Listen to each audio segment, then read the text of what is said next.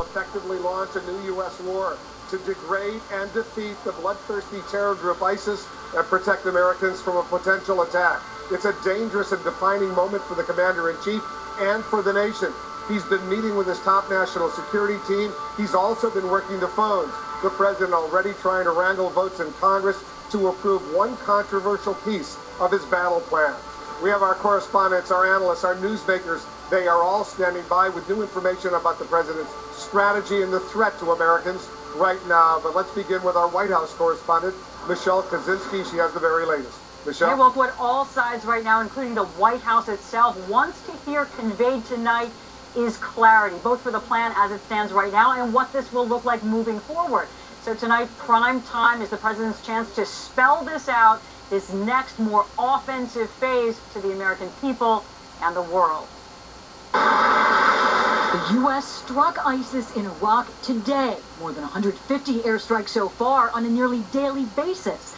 And tonight, the president is prepared to take that fight into Syria, but not necessarily just yet.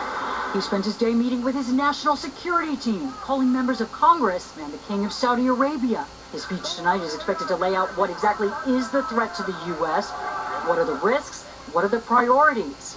He will present his strategy, much of which the White House has already explained, with next steps contingent upon building regional and international coalitions. Secretary of State Kerry is in the Middle East today doing that. This is a fight that the Iraqi people must win, but it's also a fight that the rest of the world needs to win with them.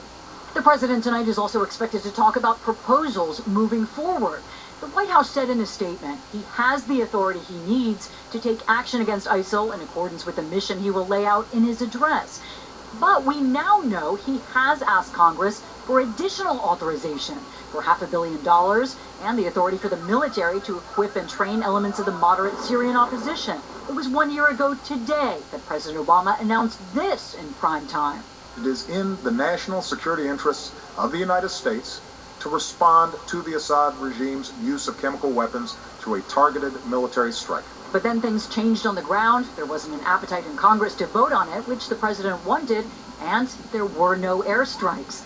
Today, former Vice President Dick Cheney blasted Obama's actions, calling him disengaged. President Obama seems willfully blind to one of the key facts about the post-9/11 security apparatus. It is not self-sustaining. Those programs and policies must be kept strong and current.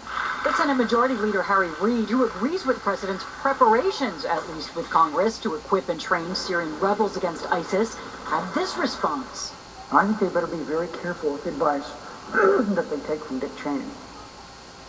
Dick Cheney is more responsible than anyone else for the worst foreign policy decision in the history of the country, the invasion of Iraq.